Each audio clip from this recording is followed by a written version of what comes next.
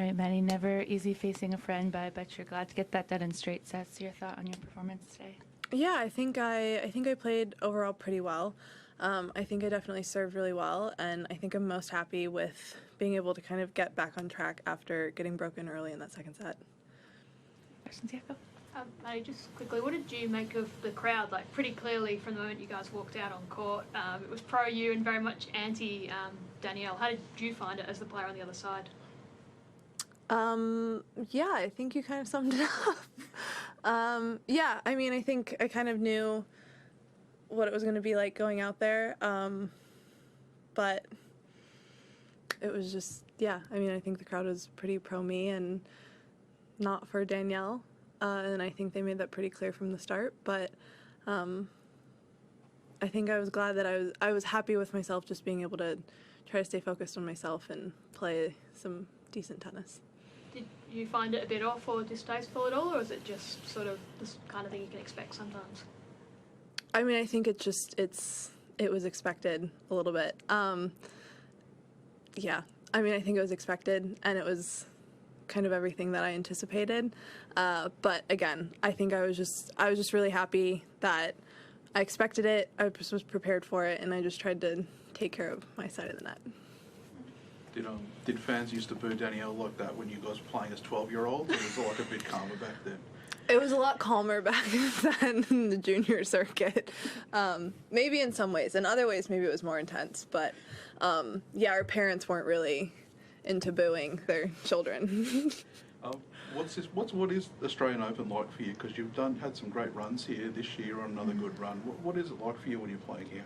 I always really enjoy playing here. I typically find that the courts play pretty fast, which I've always typically liked.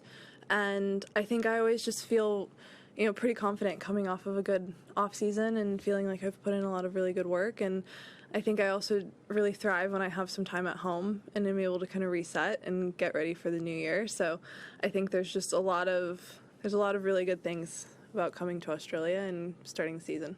How well placed do you feel to maybe go really deep and even contend this year? Because you seem in fantastic form. I mean, I think I can definitely continue to play well. I think I've done a pretty good job at continuing to do what I've been doing well, and I think it's hard sometimes to come off of a title win and just get kind of thrown right into a Grand Slam. So I think that's a little bit of a blessing and a curse, and it's something I'm trying to navigate. But I think if I can continue to do the things that I've been doing well and really just kind of, keep my head down and try to stay focused on myself, I think I can, continue to play some good tennis and hopefully be here for another week. Aryna's a pretty big hitter who you've got up next. What have you got to get right against her? She's obviously a phenomenal tennis player. Already won a Grand Slam, made a final of another.